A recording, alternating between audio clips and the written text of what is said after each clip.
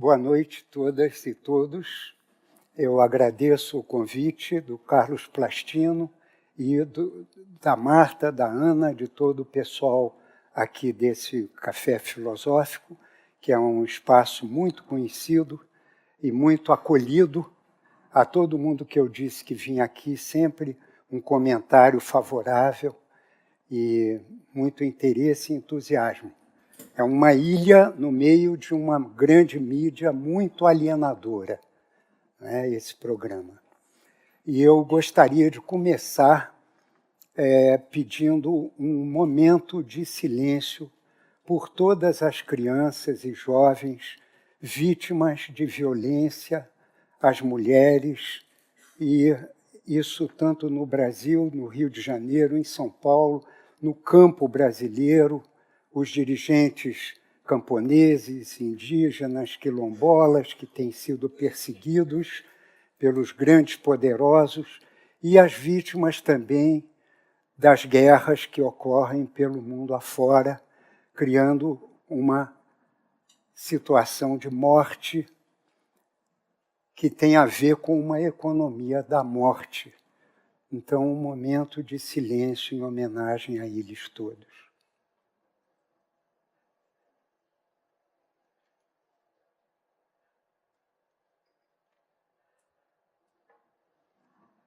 Muito bem. Eu vou começar expressando um desejo, que eu acho que o objetivo nosso é dialogar, e isso, para mim, é o principal, né? Eu me sinto em casa quando a gente cria diálogo. E o meu objetivo, primeiro que tudo, é dialogar aprendendo também de vocês, das suas preocupações, dos seus interesses. E, para isso, eu primeiro faço uma breve apresentação minha, que vai além do que já foi dito há pouco, porque a minha história tem a ver com essa época da história do Brasil, que foi a ditadura corporativo-militar, começada em 64, e que foi até 85, 21 anos de terror do Estado. E eu fui uma dessas vítimas, digamos, não é? Eu tenho 3 profissões. Eu me formei geólogo lá no Rio de Janeiro, trabalhei 3 anos como geólogo e depois abandonei a profissão porque a ditadura fechou as possibilidades, no caso do Rio de Janeiro, de eu conseguir trabalho.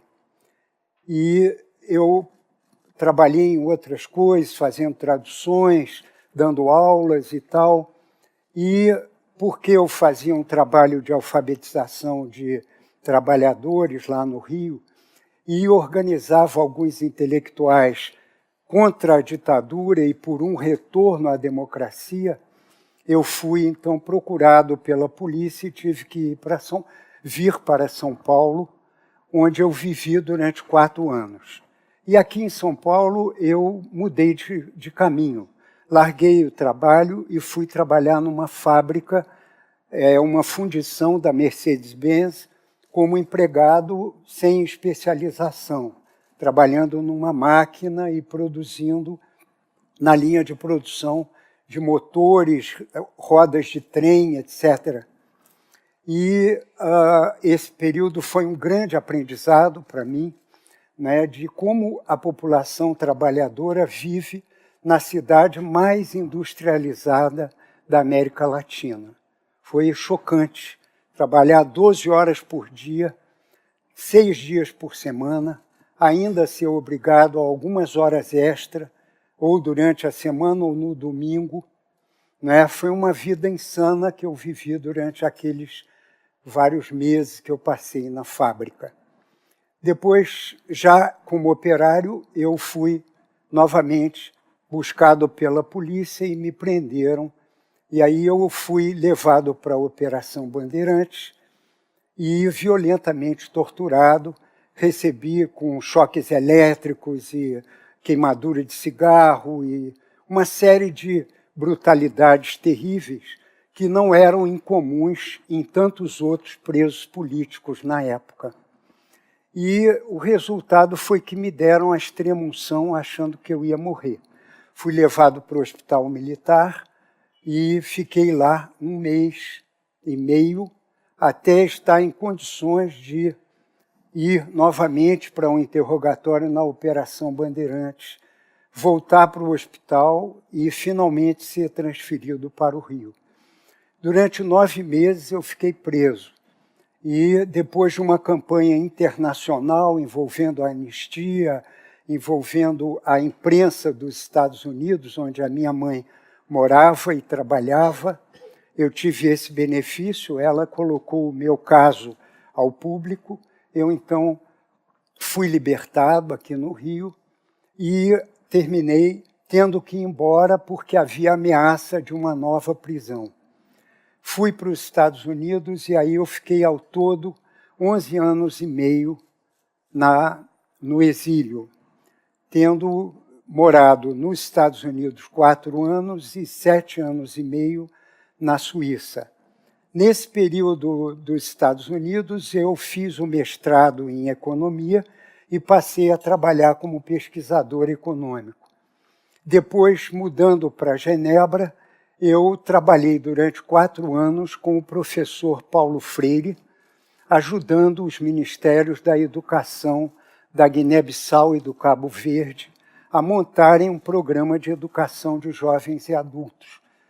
Foram 4 anos de enorme aprendizado, tanto com a própria Guiné-Bissau como com o Paulo Freire, trabalhando com ele, aprendendo o que é uma educação libertadora, que vocês tiveram a ocasião de discutir na última semana. E depois ainda trabalhei 3 anos e meio como economista do Conselho Mundial de Igrejas. Eu voltei para o Brasil em 82, depois de ter ficado desde 71 fora, e fui um dos criadores do IBASE, lá no Rio, que foi um instituto criado pelo Betinho, Carlos Afonso e por mim. Trabalhamos juntos 4 anos e depois eu me separei e fui criar um instituto chamado Políticas Alternativas para o Cone Sul, onde eu trabalhei e tenho trabalhado, já temos 30 anos de instituto, com equipes na Argentina, Chile e Uruguai. Daí o nome Cone Sul, estar no meio. E depois disso fui novamente morar na Suíça, casado e tinha um filho, que é meio suíço, meio brasileiro, e ficamos lá 2 anos e meio. Meu trabalho nessa época era acompanhar organizações da sociedade civil no questionamento das políticas econômicas do Banco Mundial. Durante 2 anos e meio eu fui coordenador desse grupo de trabalho. E foi muito rica a experiência de ter que ir a Washington, discutir com os diretores do Banco Mundial, reunir com diretores de grandes empresas transnacionais e discutir as políticas que o banco promovia junto com o FMI nos países do Hemisfério Sul. Então, voltei para o Brasil novamente e me envolvi muito, junto com o Instituto, na problemática do meio ambiente.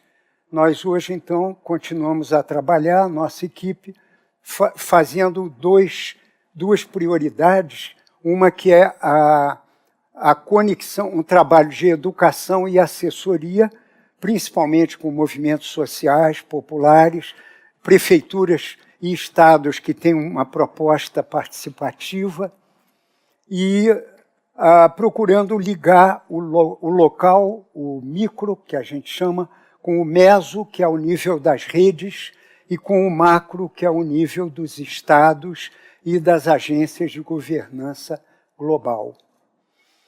E a outra linha de trabalho é a gente trabalhar na base com o tema do desenvolvimento, sobretudo com mulheres da zona oeste do Rio de Janeiro, que é a região mais pobre que existe no Rio, e trabalhar, então, o tema do desafio do desenvolvimento. Por que nós estamos há 60 anos, né, falando em desenvolvimento, fazendo políticas que têm como objetivo o desenvolvimento, em um país como o Brasil, que eu considero o mais rico do mundo, em terra, território, clima, riquezas naturais, água, né, não catástrofes naturais, nós temos tantos favorecimentos da natureza, da vida, e, no entanto, temos uma sociedade brutalmente desigual, né, onde o desenvolvimento só acontece para uma pequena minoria. E eu depois vou dar os números para vocês, né? Então, essa pergunta é que nos tem levado a trabalhar num duplo diapasão que eu vou fazer aqui também na nossa conversa. Um que é da crítica do desenvolvimento reduzido a crescimento econômico e não trabalhando as dimensões social e ambiental, e só se interessando pelo PIB e pelo crescimento dos indicadores que o PIB é capaz de medir, né? E depois de fazer a crítica desse modo de desenvolvimento, eu então coloco, e é aqui a minha esperança, o meu desejo é contaminar vocês com a minha crença, com a minha convicção de que um outro mundo e uma outra humanidade são possíveis. E são possíveis porque cabe a nós fazer ela acontecer. E nós, sendo sujeitos, ou assumindo o papel de agentes da construção de uma nova sociedade, de um novo ser humano, uma nova mulher, um novo homem, um novo Brasil, uma nova América Latina, eles vão acontecer, né? Pode ser que aconteça algum desastre terrível, ambiental, ou um drama nuclear terrível, ou uma catástrofe financeira de nível global que acabe com as economias como elas existem hoje, e isso não é impossível, né? Mas a minha esperança é que, mesmo que isso venha a acontecer, nós, contaminados pela esperança e pela crença no ser humano, vamos ser capazes de levar até o último suspiro esse trabalho de viver na prática o mundo que nós queremos ver, né? Que é a frase do Gandhi, né? Então, esse é o meu desejo. Então, eu vou parar aqui a minha apresentação, que podia ser muito mais longa, e eu pedi licença ao pessoal organizador do programa para levantar duas perguntas a vocês, antes de eu entrar na temática, né, por uma economia centrada na vida. As minhas duas perguntas, e eu gostaria que vocês se sentissem à vontade, o tempo não sendo ilimitado, eu vou pegar 3 inscrições, as 3 primeiras, esperando que não vão ser 3 homens, que haja pelo menos uma mulher, se houver 2, melhor ainda, né? 2 perguntas, e também estamos levando isso para a internet. Se houver alguma resposta da internet, nós vamos pedir aos companheiros que estão acompanhando para nos passarem. A primeira pergunta é: o que é que você veio fazer nesta terra? 3 pessoas se inscrevem para responder. O que é que você veio fazer nesta terra?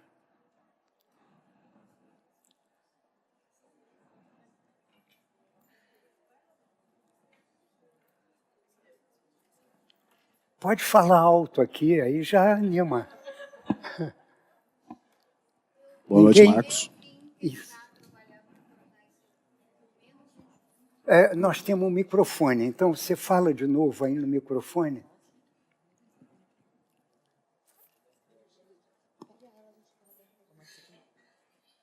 sabia que... Hein? Tem alguma pergunta, resposta já? Sim, aqui na internet a gente já tem. Pois não. A gente está transmitindo, né, no Facebook, no YouTube e no site do Instituto CPFL também, além do aplicativo. E a pergunta foi essa, né? O que você veio fazer na Terra? Já posso adiantar outra pergunta também? Certamente. Não? Porque a gente fez as duas perguntas, né? O que você veio fazer na Terra e qual o sentido de sua vida na Terra. Tá ótimo.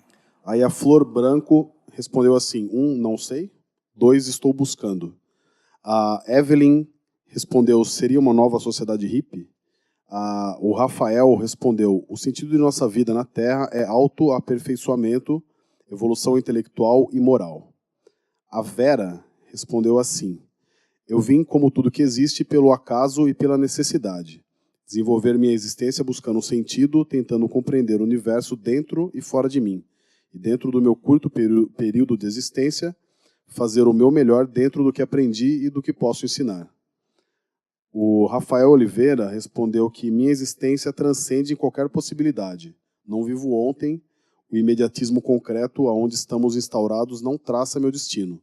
O que sou e por que sou é agora definido, nesse exato momento. A Rúbia, ela responde assim que ela acredita que estamos aqui para servir e amar. E já a Cristina, ela responde que se eu deixar saudades a alguém, a minha vida já fez sentido. Muito bom. E aqui na sala tem gente que quer responder. E vocês ouviram a segunda pergunta? É o que você acha que é o sentido da que sentido você está dando para a sua vida na Terra? Pode falar, companheiro. Dá o seu nome, por favor.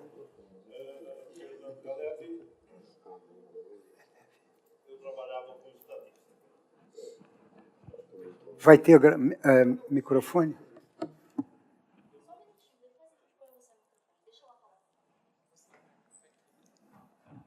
Boa Não noite. entendi. Alguém mais vai falar? Ah, vamos lá. Seu nome, por favor. É Vilma. Hein? Vilma. Vilma. Pode falar. Eu acredito que eu nasci com um objetivo. Sempre eu acreditei que eu tenho uma missão. A minha missão são duas. Primeiro, é ensinar as pessoas, de uma certa forma, a amar o outro. E a outra é buscar que o nosso país seja um país mais justo. Muito obrigado.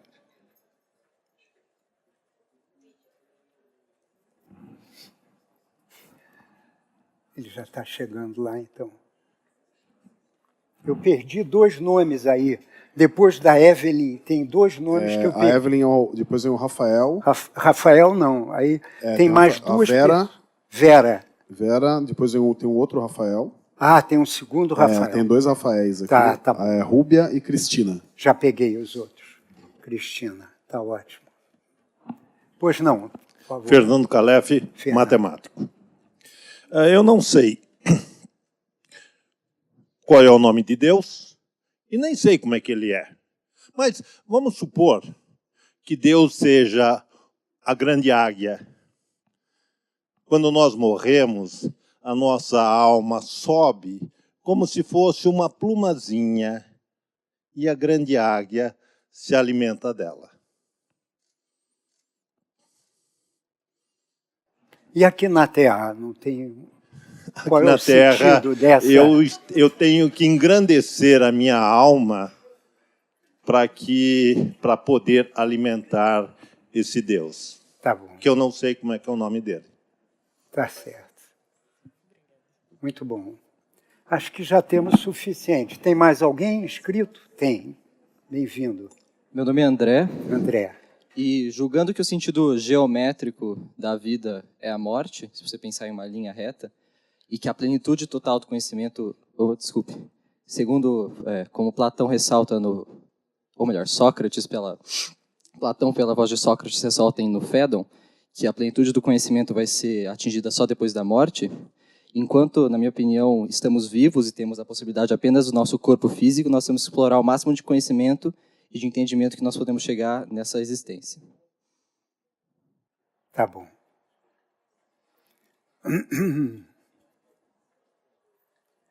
Muito bem. Bem, isso aí dá matéria para bastante conversa, né? Mas o que eu gostaria, talvez, é de destacar alguns aspectos das respostas que nós recebemos e que tem a ver com o nosso tema, né? Que é o seguinte: dessas respostas várias, eu agradeço quem quis se expressar,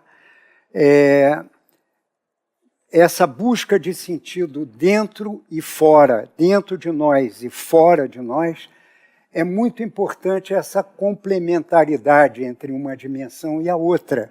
Não é? A dimensão interior é a subjetiva, é a de mim comigo, e a dimensão exterior é do mundo de outras relações que eu tenho. Na verdade, não temos relações, somos relação, né? E a relação com o outro, a outra, essa é o desafio exterior, né? Então, estar preocupado tanto para dentro como para fora é fundamental e já traz um elemento muito importante da minha reflexão. E a outra companheira que fez um resumo em 2 palavras que tem um grande sentido, eu vim aqui para servir e para amar, né? Eu acho que todo mundo aqui diria, eu também, eu mesmo digo, eu também. E isso aqui nos leva à seguinte questão: será que a economia que nós vivemos no Brasil e no mundo propicia essa realização de sentidos? Não, não é? Então, é aí que eu gostaria de começar a refletir com vocês. Mas aí já é a minha palestra. Eu acho que todas as respostas que dizem engrandecer a minha alma, aprofundar o máximo conhecimento, etc., não é? Se complementam com essa outra, não é? Crescente aperfeiçoamento e evolução intelectual e moral. Muito interessante. Uma evolução que nós não podemos conseguir a não ser em relação com. Porque sozinho a gente não é, a gente não existe. Eu sou porque há o outro. E se não houver o outro, não há o eu. Então, o aperfeiçoamento, a evolução, é o tema do desenvolvimento. Na verdade, quando a gente vem e discute desenvolvimento econômico o tempo todo, né, nós estamos achando que o mundo é feito de indústria, de bens de consumo, de dinheiro, de propriedades, de bens materiais que eu vim para acumular. Vocês notaram que ninguém disse, eu vim para a Terra para ficar rico. Eu vim para a Terra para encher os bolsos e curtir a vida. Ninguém falou isso.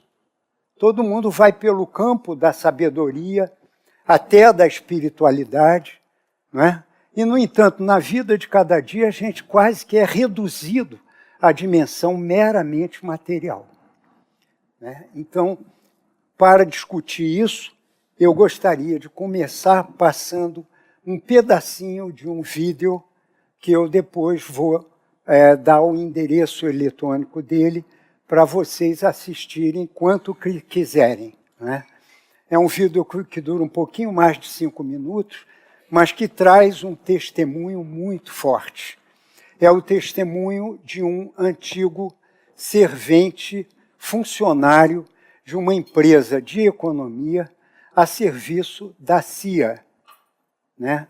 Da Central de Inteligência dos Estados Unidos. E ele está contando qual era o trabalho que ele fazia, principalmente na América Latina. Ele trabalhou basicamente em 2 países, Equador e Panamá. Então, o testemunho dele é de uma força muito grande e introduz muito bem a parte crítica da minha exposição a vocês. Vamos ver o filme, então?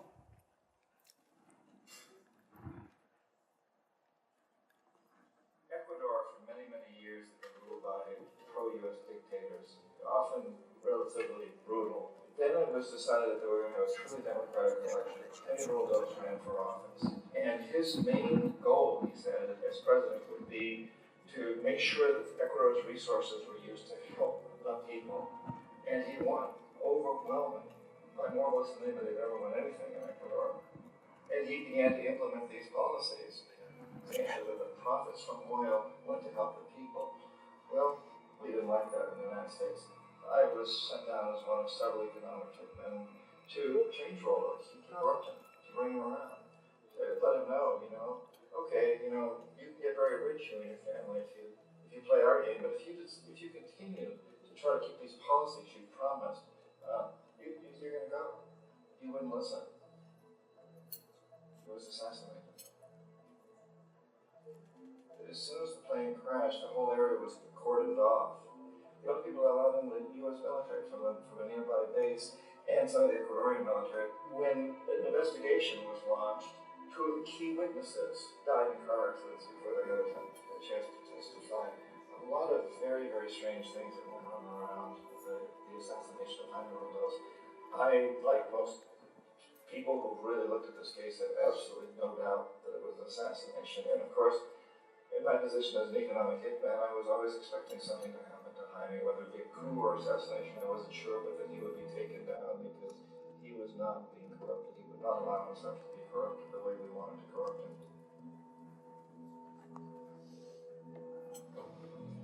Omar Torrijos, president of Panama, was one of my favorite people. I really, really liked him. He was very charismatic. He was a guy who really wanted to help his country. And when I tried to bribe him or corrupt him, he said, look, John, he called me Juanito. He said, look, Juanito, I don't need the money. What I really need is for my country to be treated fairly. I need for the United States to repay the debts that you owe my people for all the destruction you've done here. I need to be in a position where I can help other Latin American countries win their independence and be free of this terrible presence from the north that you people are exploiting us so badly. I need to have the Panama Canal back in the hands of the Panamanian people. That's what I want. And so, leave me alone. Don't try to bribe me. It was 1981, and in May, Jaime Roldos was assassinated. And Omar was very aware of this. Torrijos got his family together and he said, I'm probably next. But it's okay, because I've done what I came here to do. I've renegotiated the canal. The canal will now be in our hands. We just finished negotiating the treaty with Jimmy Carter. In June of that same year, just a couple of months later, he also went down in an airplane crash, which there's no question was executed by CIA-sponsored jackals. Tremendous amount of evidence that one of Torrijos' security guards handed him at the last moment as he was getting on the plane a tape recorder, a small tape recorder that contained a bomb.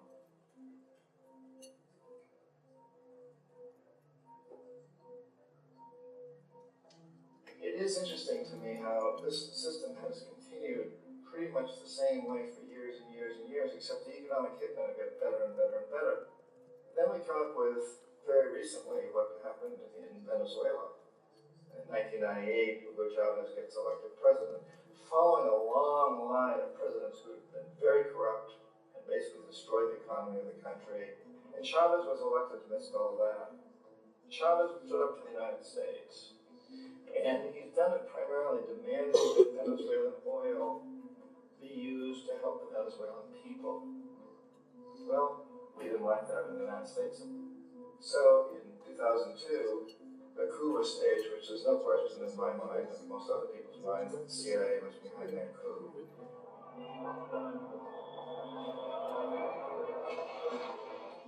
The way that coup was fomented was very reflective of what Kermit Roosevelt had done in Iran, of paying people to go out into the streets, to riot, to protest, to say this Chavez is very unpopular. If you can get a few thousand people who do that in television, you make it look like it's the whole country, and things start to mushroom.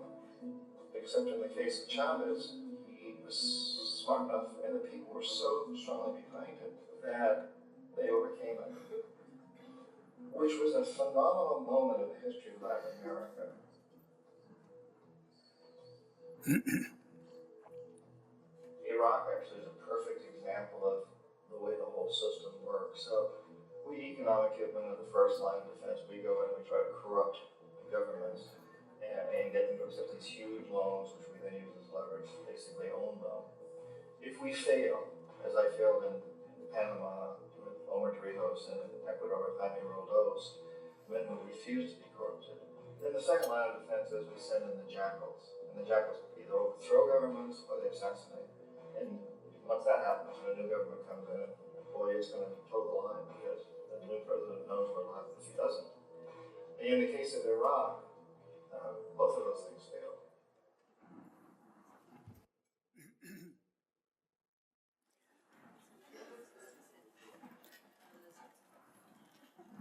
Pois bem, voltaremos ao filme ao longo da palestra, mas aqui eu gostaria de começar só sublinhando esses aspectos. Existem políticos que não se corrompem. Isso é importante num momento em que a maré da corrupção transborda no Brasil. Não é que antes não havia. Antes era uma maré, mas estava escondida atrás de uma grande cortina de fumaça. E hoje ela está se abrindo. Não é? Pois bem, existem políticos não corrompíveis. Segundo, geralmente eles são assassinados ou perseguidos ou sofrem um golpe militar e sobrevivem fora do poder democrático que os elegeu, né? E, em terceiro lugar, o padrão de intervenções que os Estados Unidos têm promovido é múltiplo e tem durado décadas, se repetindo desde o primeiro que é apresentado no filme, lá no Irã, o primeiro golpe em 53 contra o Mossadegh, foi passando por vários golpes, não só na América Latina, mas também na Indonésia, na República Dominicana e por aí vai. E nós agora, em 2013, tivemos um gostinho do que é uma mobilização que consegue levar para a rua milhares, muitos milhares pelo Brasil, e a grande mídia, cria uma impressão de que o Brasil inteiro está em alvoroço para tirar a Dilma. E tiramos a presidenta eleita, colocamos um vice que não foi eleito. Aqui uma distinção importante. O Jango foi eleito. Por quê? Porque, na época, havia eleição para presidente e eleição para vice. Tanto que o Jânio ganhou, e o Jânio era o DN, e ele era o do PTB, e ganhou como vice em oposição ao Jânio. Havia eleições para vice. Aqui não. O Temer estava na chapa da Dilma. Então, sem um voto, que ele nunca conseguiria se eleger mesmo, ele ganhou o poder e está fazendo o mais espantoso desastre que a história brasileira já viu. Nós já tínhamos passado por outros desastres, como o Collor e como o FHC, com esse projeto brutal de privatizações em nome de pagar a dívida brasileira, reduzir a dívida a um mínimo. E, na verdade, estudos que eu tenho, a fonte aqui, mostraram que ele arrecadou, com a venda de todas aquelas estatais, incluindo a Telebrás, incluindo a Vale do Rio Doce, empresas estratégicas para a existência da nação brasileira soberana. Hoje em dia, a Vale é, em parte, dominada pela Mitsui japonesa, E a Telebrás se esfacelou e hoje nós temos todas as servidoras de celulares são estrangeiras. Então, nós fomos desnacionalizando a economia com aqueles governos. E agora, o plano de privatizações e de desnacionalização está chegando ao mais extremo, que é vender terra brasileira para estrangeiros, colocar na mão de estrangeiros a base de Alcântara, que é uma base estratégica, porque lida com satélites, e os americanos têm o direito agora de reservar aquela área para eles. Brasileiro nenhum pode entrar, é território do Maranhão, mas está na mão deles. Faz 3 dias que essa decisão foi tomada, né? E eu nem falo mais de quantos outros... A privatização da Eletrobras, a venda anteontem das 4 grandes barragens da CEMIG, todas para empresas estrangeiras, né, dominando os leilões, de modo que nós estamos vendo um desmonte da nação brasileira, né? Então, eu gostaria de, primeiro que tudo, retornar à nossa pergunta e às respostas que vocês foram dando, para nos perguntar o que é mais importante como fundamento de uma reflexão de uma outra economia. A pergunta, a questão se divide em 3. Quem é o ser humano? Quem somos nós, afinal de contas? O que estamos fazendo aqui? Eu tenho 3 respostas. Nós somos seres integralmente e indissociavelmente interligados, não só entre nós, seres humanos, na frase do Papa Francisco, irmãos e filhos da mesma mãe na grande casa comum que é o planeta e o cosmos. Irmãos e irmãs na casa comum. O que isso sugere? Que a gente tinha que se relacionar como irmãos e irmãs. E que a casa comum é assunto para a gente cuidar e não para a gente dominar. E o cuidado da casa comum vai garantir o bem viver de quem mora nela. Chegamos logo aí na questão, o que quer dizer economia? Em grego, economia quer dizer gestão, administração, nomos, nomia, da casa, oikos. A casa é onde a gente mora. Qual é o problema da gestão? É fazer com que a casa funcione a contento para que todo mundo que mora nela esteja bem, viva bem. Lá no tempo ainda, 4 séculos antes de Cristo, Aristóteles já estava questionando aquela economia e dizendo isto não é economia, porque vocês só pensam em dinheiro, vocês só pensam em comércio, em vender e comprar, mas tem gente marginal aqui. Na época já estavam marginais pela estrutura da sociedade, não é? Cidadãos da Ágora, não é? Da Grécia se reuniam e eram só homens que não trabalhavam. O trabalho era mulheres e escravos, portanto, não cidadãos. Né? Então, a democracia nasceu naquele contexto, um contexto de exclusão. E nós queremos dar outro sentido para a democracia. E, ao longo dos séculos, fomos conseguindo integrar, né, os homens, as mulheres, os jovens, as jovens, né, e acabamos com a escravidão. Será que acabamos? Né? O trabalho escravo, semelhante a escravo que a gente tem encontrado pelo Brasil afora, na China, em países da Ásia e da África, em geral, a serviço de uma cadeia produtiva transnacional, é muito grande ainda. E eu tenho medo que esse governo acabe cancelando a Lei Áurea, quem sabe, para fazer de uma vez um Brasil a contento do grande capital. Estou preocupado.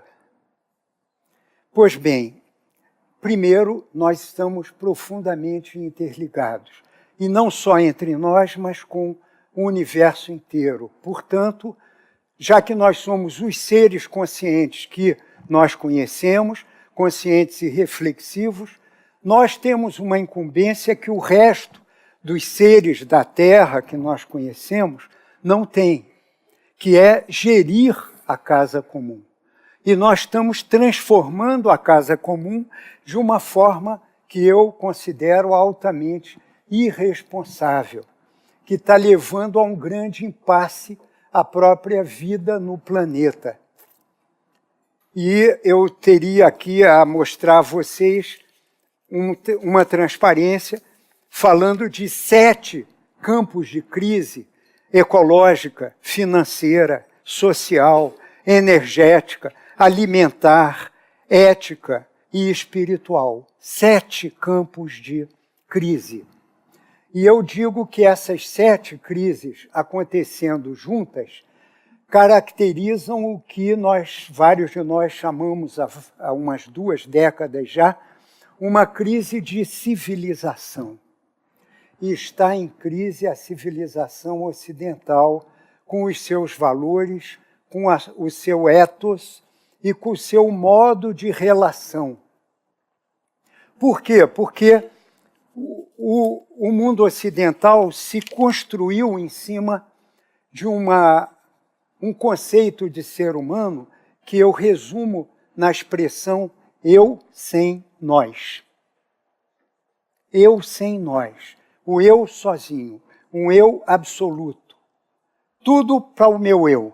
Tudo se justifica para eu me promover. Para eu ser o melhor. Para eu ser o vencedor. Para eu ser vencedor, é preciso que haja perdedores. Vocês devem ter ouvido falar no Rubem Alves, um escritor muito bom, que era psicanalista aqui em Campinas, né? Rubem Alves escreveu um excelente texto chamado O Tênis e o Frescobol. O tênis é o esporte do eu sem nós. Você olha para o outro querendo esmagar o outro. Quando você vence o outro, você faz um grito de tigre que matou a sua presa. Né? A tua satisfação é a infelicidade do outro. É um jogo de ganha, perde. E aí o Rubem Alves diz, o meu esporte preferido é o frescobol. Por quê? Porque cada um joga procurando dar a melhor bolada para o outro, para que o outro acerte e a bola venha bem para mim também. E assim a gente vai e vem, vai e vem. Não há vencedor, porque todos somos vencedores. Então, primeiro conceito de ser humano, eu sem nós. Segundo, que tentou desmontar o primeiro, nós sem eu. Qual é o problema? O coletivismo absoluto, que nega a pessoa humana, que não reconhece que cada um de nós é único na Terra e que nós temos a tarefa de cada um e cada uma de nós de desenvolver ao máximo os nossos potenciais, não só físicos, mas mentais, psíquicos e espirituais. E ninguém pode fazer isso por nós. Então, negar o indivíduo, assim como negar o coletivo, são erros fatais que deram em formas de governos desastrosas. A nossa democracia do capital, onde só tem verdadeira liberdade quem tem, né? E o resto trabalha para esses, para enriquecer estes e para continuar até o fim da vida enriquecendo estes e ir tratando de sobreviver. Né?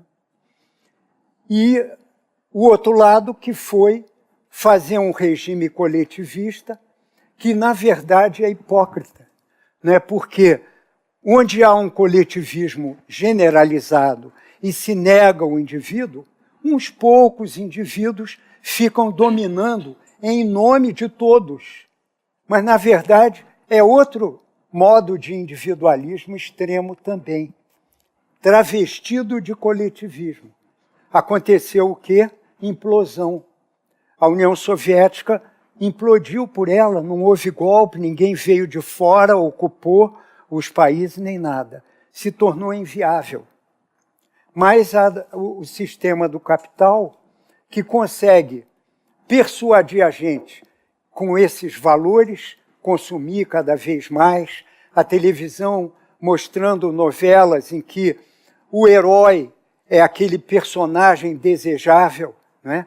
Os filmes americanos, na sua maioria, trazendo heróis brutais, fortes, violentos, que acabam se impondo ou pela força ou pela esperteza. Tudo isso, elementos de uma educação cultural de uma população inteira. A América Latina inteira está assistindo filmes americanos e novelas da Globo. E isso vai fazendo a cabeça das pessoas, né? Então, nós estamos hipnotizados pelo sonho, caramba, o tempo realmente voa, pelo sonho de ter cada vez mais e de, projetando-se naqueles heróis que a gente viu na tela, chegar um dia a ser um deles, às custas de todo mundo que nunca vai ser um deles. Então, 30 minutos já aconteceram. Então, eu vou mencionar os três... Bom, faltou mencionar uma terceira concepção do ser humano. É eu e nós ao mesmo tempo. Essa é a concepção que permite que a gente construa uma verdadeira democracia. O que é a democracia do eu e nós ao mesmo tempo? É uma em que a gente, ao mesmo tempo, valoriza cada pessoa e, ao mesmo tempo, cada pessoa está buscando uma sintonia umas com as outras nos espaços de vida comunitária. Mas, nesse mundo atual, isso não pode acontecer a fundo, e nem de uma maneira geral. Por quê?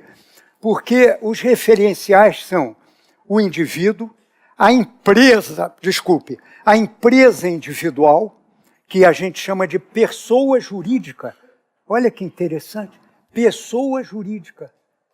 Pessoa, de novo, é o indivíduo estendido para a empresa e ela atuando para ela e para nada mais. Esse economista neoliberal, Milton Friedman, dizia: a única fidelidade de uma empresa no sistema do capital, do mercado, como ele dizia, é com os seus próprios acionistas. É olhar para dentro. Se eles ganharem o máximo, a empresa está realizando o seu objetivo. Então, na Constituição brasileira, a gente diz lá que a empresa tem um objetivo social. O neoliberalismo fecha o conceito social para os acionistas de cada empresa. Isso nunca vai levar a uma vida comunitária, nem de um país que se une em torno de um projeto de desenvolvimento dos potenciais desse país, que inclui cada pessoa, cada região, cada bioma, né? Cada bacia hidrográfica, e até chegar ao território inteiro. Então, estamos aí diante da escolha, e eu convido vocês a se examinarem para ver qual dos três conceitos está prevalecendo na minha vida e qual é o que eu gostaria que prevalecesse, e se é isso, como é que eu posso fazer para mudar de um para o outro. Segunda coisa, eu gostaria ainda de definir o ser humano usando conceitos da biologia mais do que da ciência econômica ou social, que é o ser humano é um ser, por natureza, amoroso. E aí vocês reparem, eu vim aqui para servir e para dar amor. Dar amor, o que é isso? Para o Maturana, Humberto Maturana, um biólogo chileno, especialista em estudar o fundamento fisiológico da consciência, incluindo o cérebro, incluindo os neurônios, as sinapses, e o estudo dele levou-o a desenvolver um campo de ciência biológica que é a biologia do amor. Eu recomendo que vocês leiam, não há tempo de eu elaborar sobre isso, mas eu queria afirmar, junto com o Maturana, com o Teilhard de Chardin e com outros autores, a ideia de que o amor, definido como o acolhimento do outro enquanto autêntico outro e não enquanto projeção de mim. Na conversa, no estar voltado para o outro, esse é o sentido da palavra amor, né? Então, acolher o outro significa reconhecer que somos todos diferentes e, ao mesmo tempo, estamos no mesmo barco.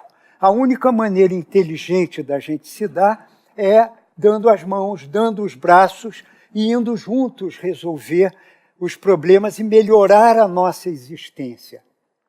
Aí a gente chega a uma definição do que seria uma economia centrada na vida. Primeiro, economia, o cuidado da casa comum. Segundo, centrada, a atual está centrada nas riquezas materiais.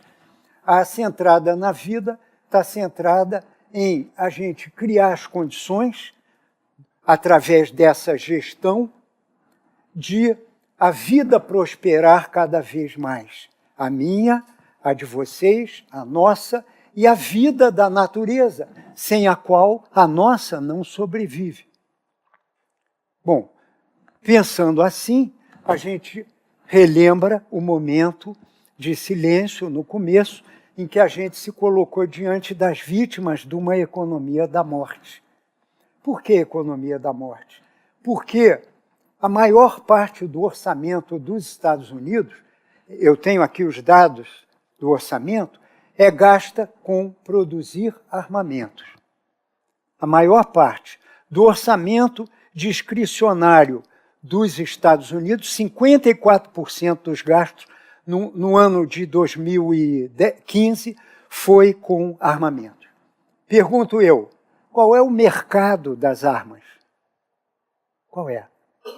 Onde se vende arma? Você sabe? Tenta. Na guerra. A guerra é o mercado.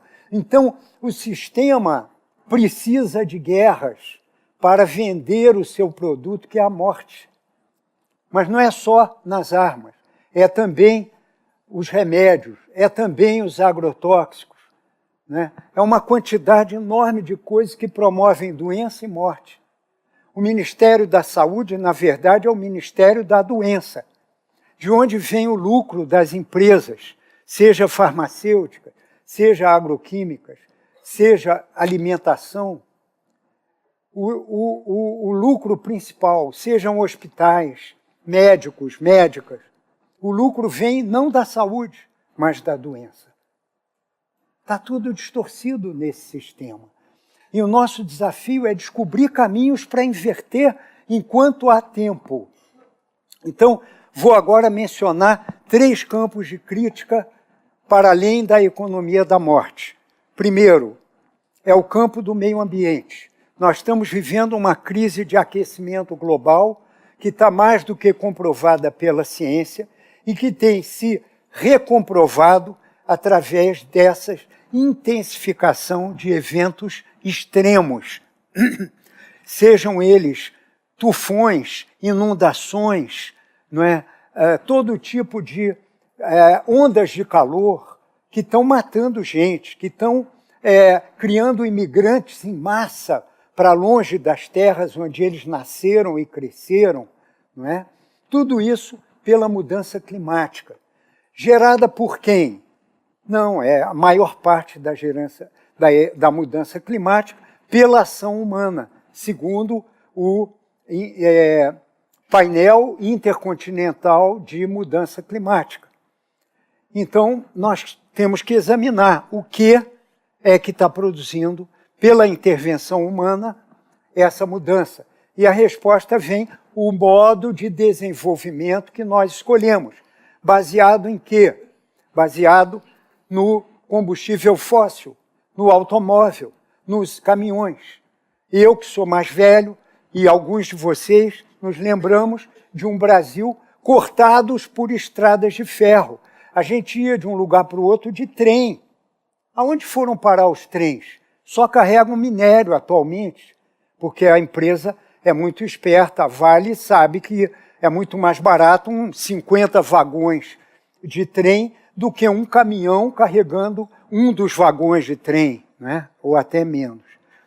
Então, essas mudanças de uma situação mais sustentável para outra menos, começou com o Juscelino, abrindo as portas do Brasil para as empresas automobilísticas e de combustível fóssil. E eles deitaram e rolaram. 50 anos depois, o Brasil é um país de rodovias, onde as ferrovias só servem para alguns transportes de mercadoria. Nós temos um mar enorme, temos rios fantásticos, os maiores do planeta. Aonde estão as hidrovias? Por que a gente não tem transporte fluvial em quantidade, barato o suficiente para nos levar a qualquer parte do país? Porque não interessa ao grande negócio. Tem que gastar combustível fóssil. Aí aparece o pré-sal. Os olhos dos americanos se arregalam. Eles já estão no descenso, porque gastaram o petróleo deles e agora eles estão atrás de petróleo do mundo. Então, quem tem petróleo? O Oriente Médio. O Equador tem petróleo. Né? O Brasil agora tem petróleo. A Venezuela é a segunda maior reserva do mundo. Vocês já ouviram falar em Venezuela, Oriente Médio? Claro que sim. Por quê? Todo dia tem notícia no jornal sobre guerra nesses lugares. Por que não há guerra no Congo belga? Porque eles não têm quase nada. E quando tem, há guerra. Diamante, por exemplo. Né? Então, nós estamos diante de um sério problema, que é os grandes poderes não quererem mudar o caminho de desenvolvimento que está levando a um desastre do planeta e a uma possível inviabilidade da vida no planeta. Eu estava lá em Paris, nos eventos sociais paralelos à COP21, que é a grande negociação entre... Obrigado. E lá a gente produziu um documento que eu posso colocar à disposição, reconhecendo que, apesar da boa vontade de grande quantidade de governos que assinaram o Acordo de Paris, ele está em risco, porque entre a Rio entre a Rio 92 e a Rio mais 20 anos, em vez de diminuir o aquecimento global, ele aumentou 36%. Mas a COP não quis avaliar e colocar em números o que aconteceu com o aquecimento global nesse período. Foi preciso a gente estudar com peritos para descobrir os dados. Né? Então, primeiro problema, aquecimento global ligado a uma economia que reduz o desenvolvimento a crescimento econômico. Aí eu quero fazer uma pequena parada breve e já colocar, um caminho alternativo. A economia do capital centrada na empresa, ela faz com que cada empresa tenha que crescer, tenha que vender cada vez mais para sobreviver. Houve algum problema aqui? Perdão, eu bati aí, não? Tá.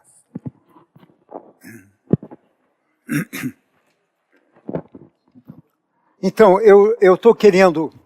Está ouvindo bem? Está ouvindo?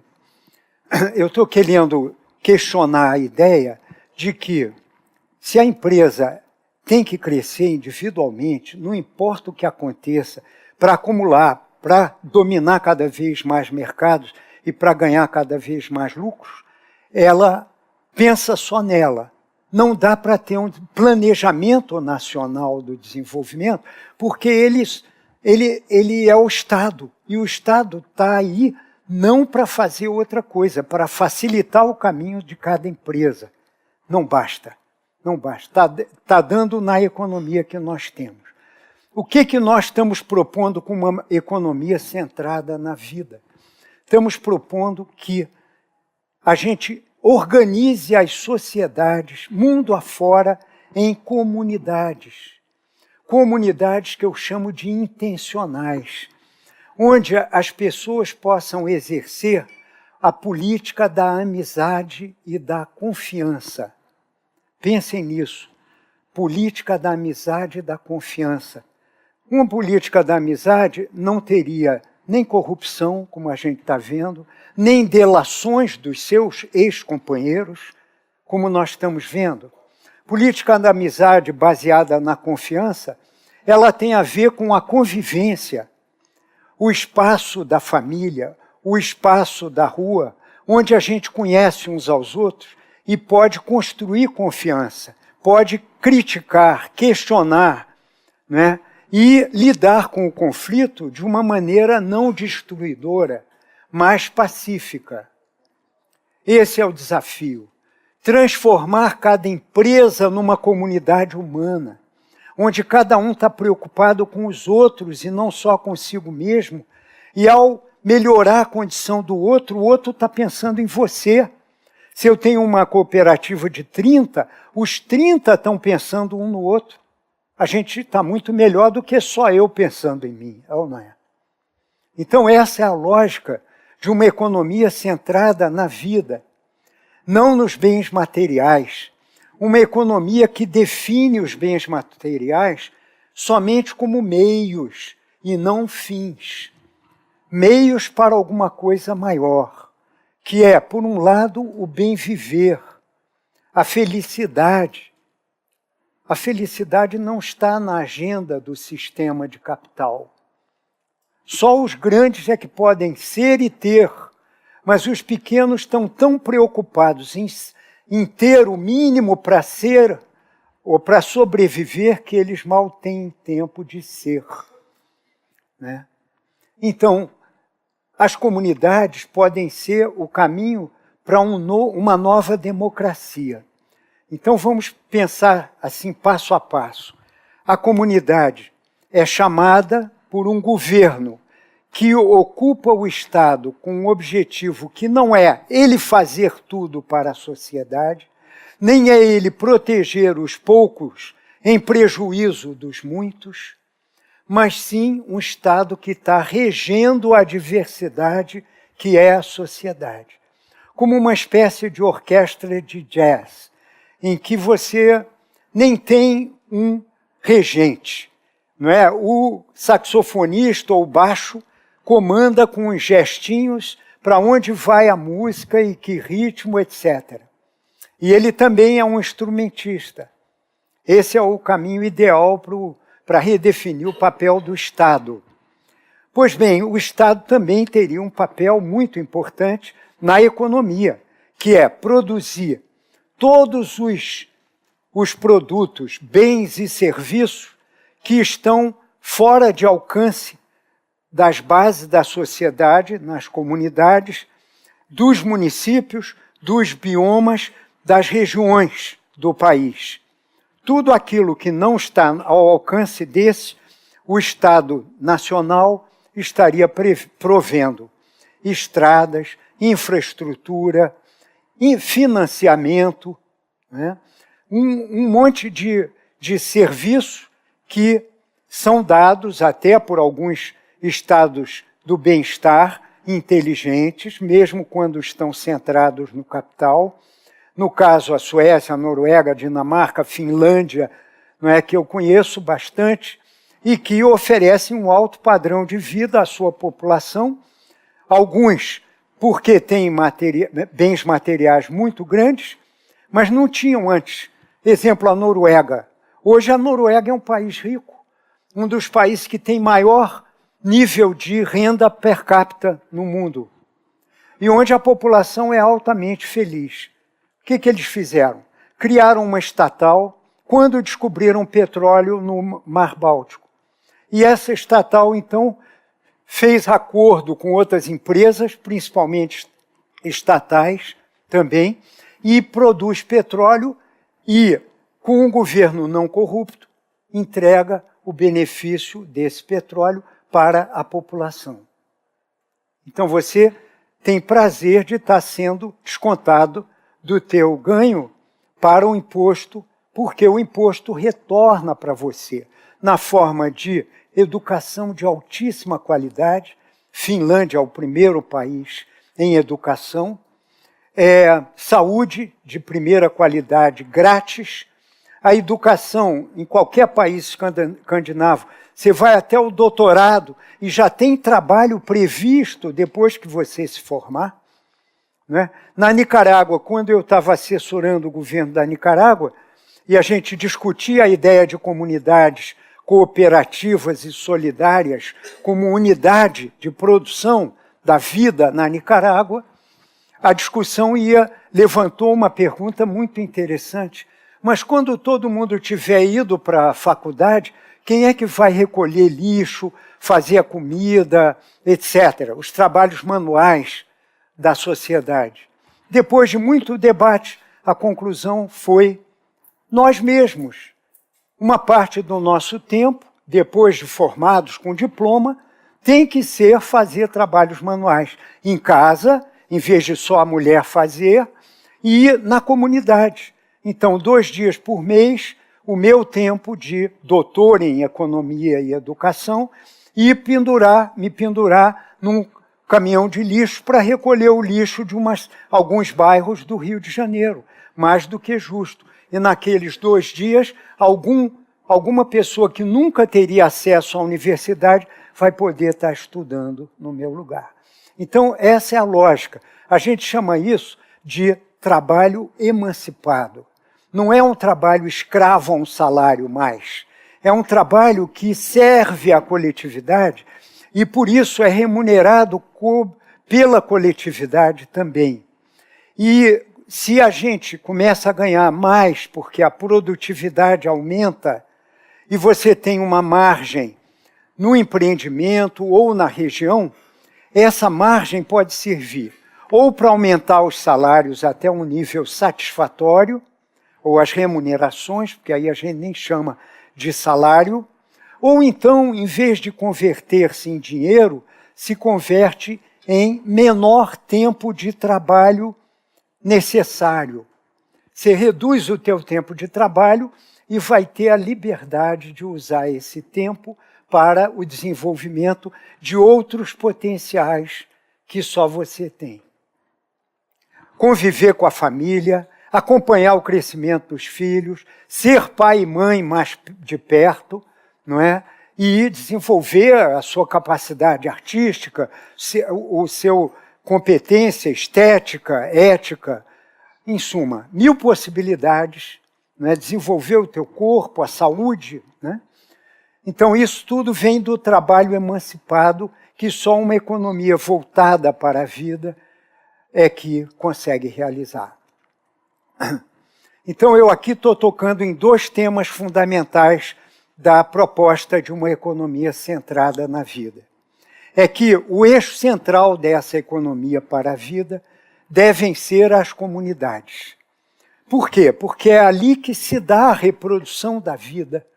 Então é ali, comunidades de 60, 80 pessoas, não é? Numa parte de um bairro de Campinas, onde as pessoas são chamadas a se reunir, a se conhecer mutuamente, a aprender o contato umas das outras, a aprender o que faz cada uma delas, nas redes de troca solidária com moeda social pelo mundo afora.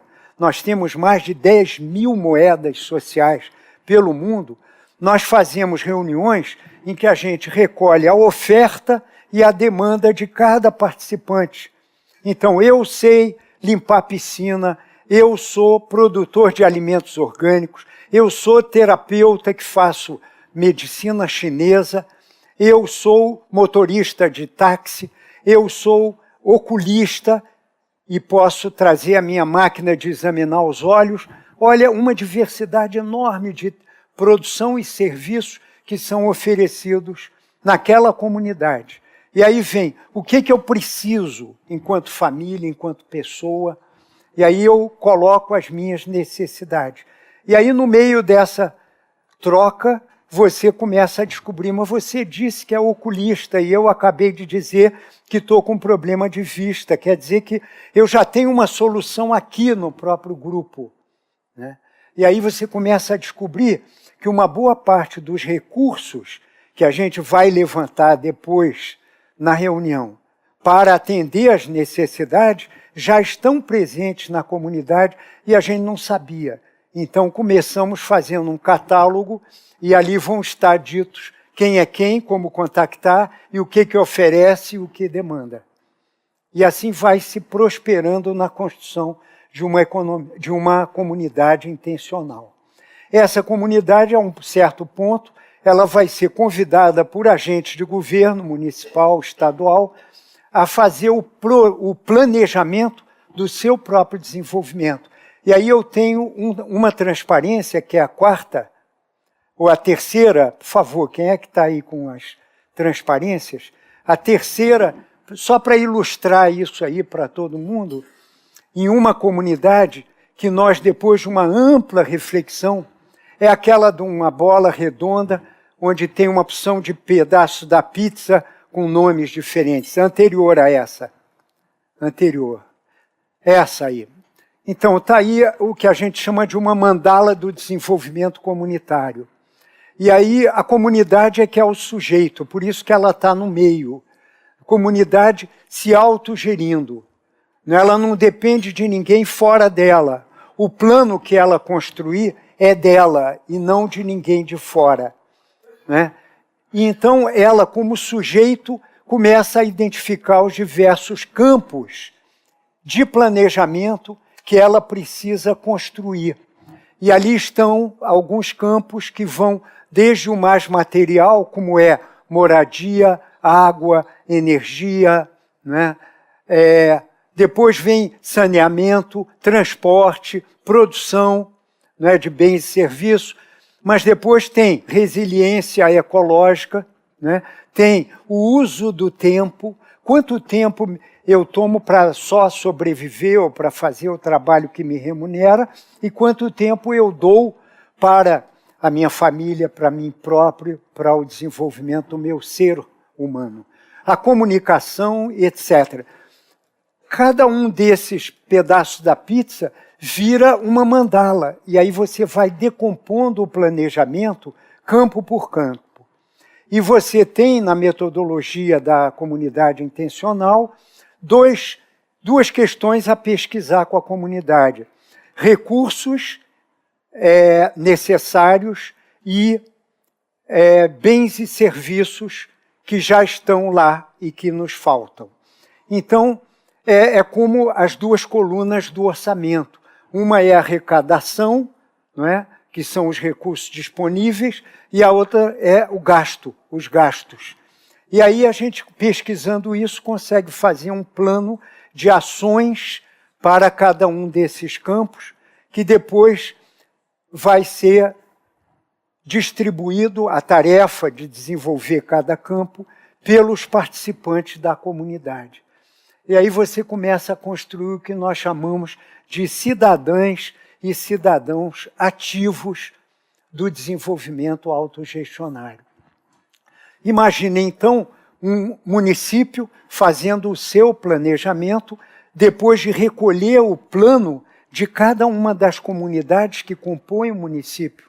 Eu assisti isso acontecendo na Venezuela, quando eu visitei, 2 vezes eu estive lá, né? Estava acontecendo ainda no tempo do Chávez, né? E eu já estava procurando praticar isso na Nicarágua nos anos 80, até que a Guerra da Contra desmantelou o nosso trabalho.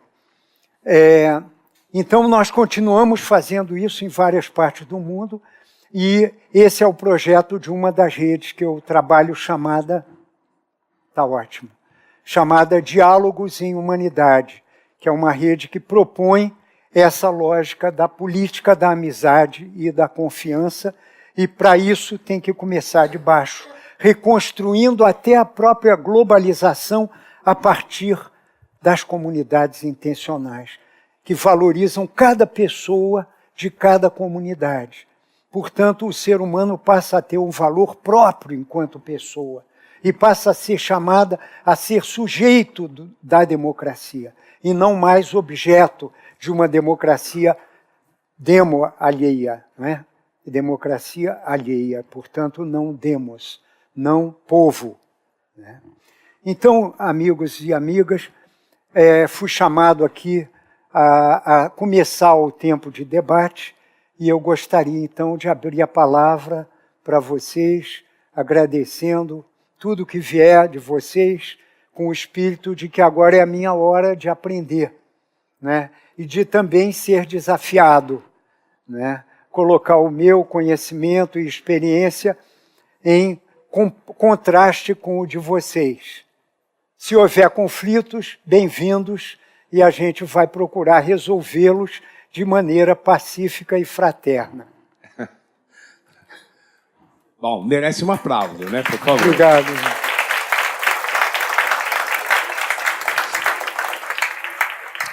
Bom, agradecemos imensamente, Marcos Arruda, por essa intervenção tão, digamos, rica de provocações inteligentes, reflexões contundentes e brilhantes.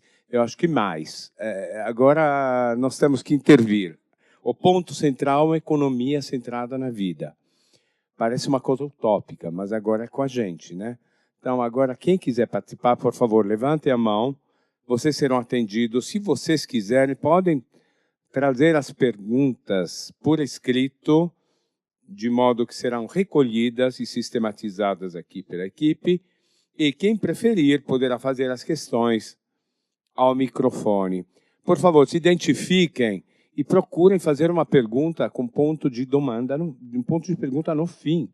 Quer dizer, não demonstrações, mas perguntas reais. Para a gente poder ganhar tempo, nós temos pouco tempo, infelizmente, para essa segunda parte do debate, e vai, com certeza, ser bastante interessante. A primeira pergunta que nós vamos submeter ao senhor é o do Carlos Plastino, que é o nosso curador. Então, vamos começar com ele.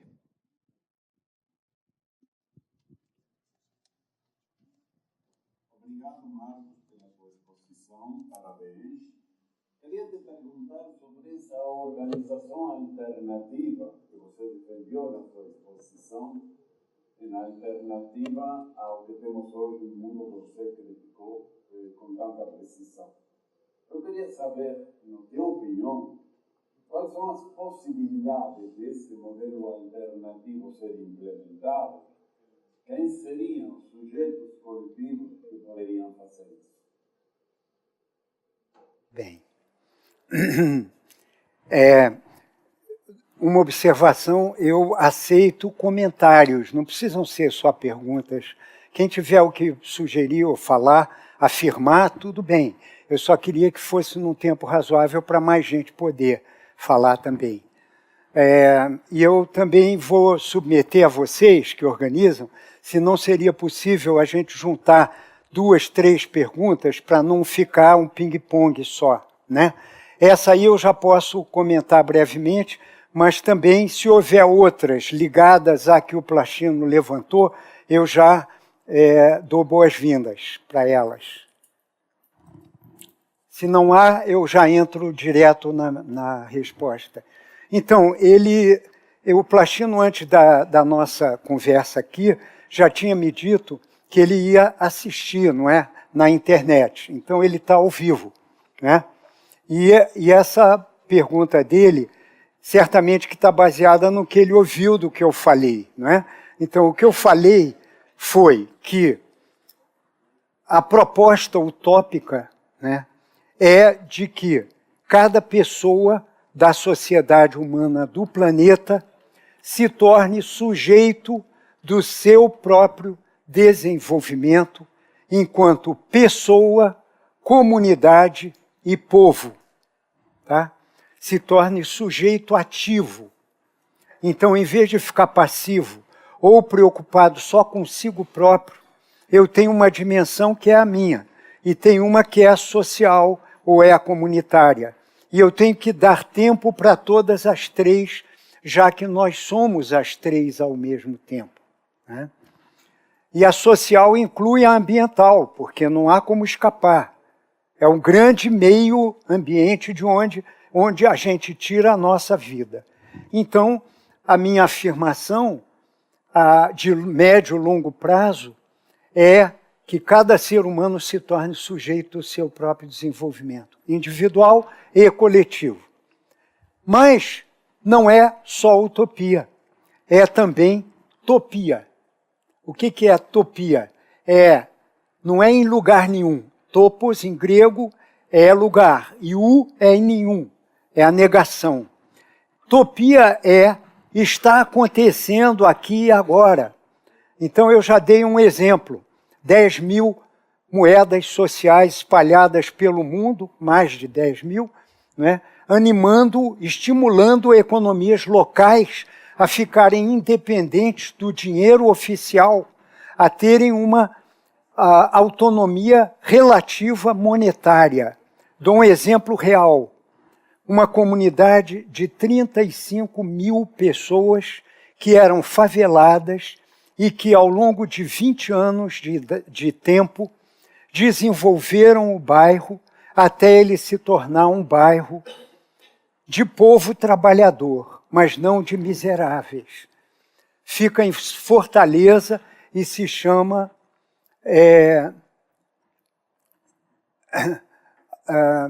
bairro Palmeiras.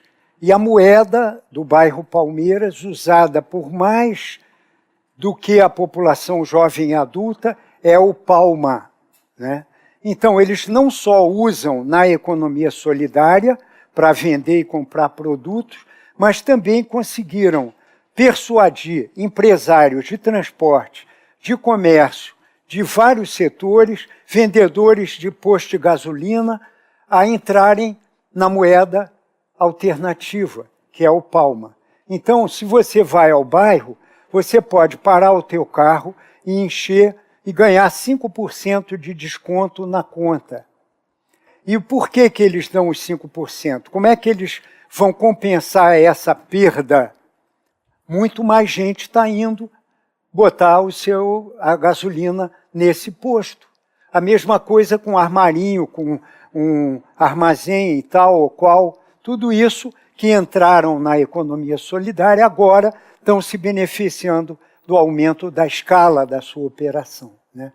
Então, esse é um exemplo entre vários, e aí vocês precisam ver os depoimentos das pessoas falando como essa mudança mudou a vida, me mudou. Um jovem de 16 anos dizendo, eu nunca mais quero ter patrão na minha vida. Hoje eu comando a minha vida e junto aqui com os meus companheiros, a gente produz sabão detergente aqui para o bairro.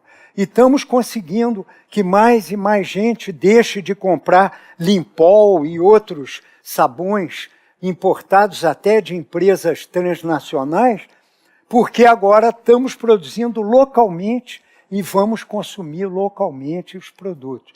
E assim com alimentos orgânicos, né, com transporte escolar, né, com escolas se convertendo em produtoras de alimentos orgânicos, crianças indo fazer reportagem para o seu curso de português, de redação e isso e aquilo, fora, na comunidade, depois apresentando o trabalho na escola, uma quantidade enorme de trabalhos que tornam o que antes era uma favela numa comunidade intencional, ou em várias comunidades intencionais, né? 35 mil não dão uma só. Para ter conhecimento mútuo é preciso que sejam várias comunidades intencionais convivendo e se relacionando uma com a outra complementarmente. O que uma não tem, a outra tem e vão se apoiar mutuamente. Bom, eu queria dar também um exemplo, mas eu vou deixar para depois, porque senão vocês não vão ter tempo. Palavra com o auditório. Vamos lá. Pode, mas eu pensei que ia haver um microfone para ela. Tem umas perguntas da internet aqui antes. A gente vai para as outras então perguntas. você espera mais um momentinho, eu anoto e passo para você.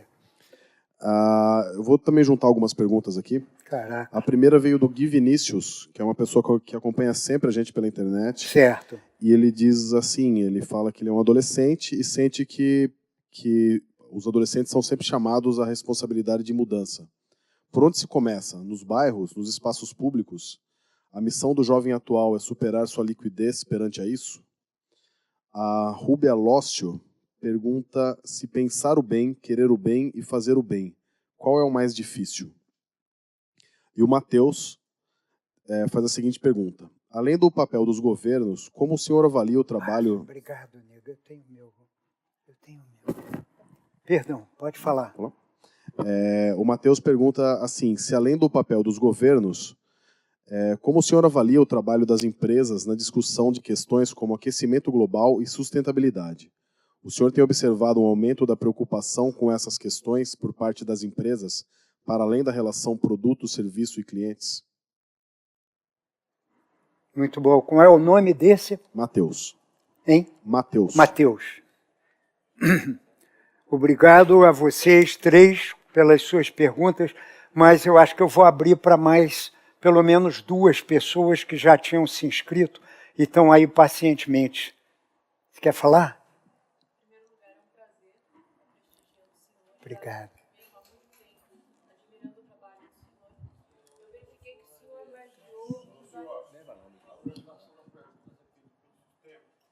Tá, então eu peço para o microfone ir até a pessoa ou chamar a pessoa ao microfone.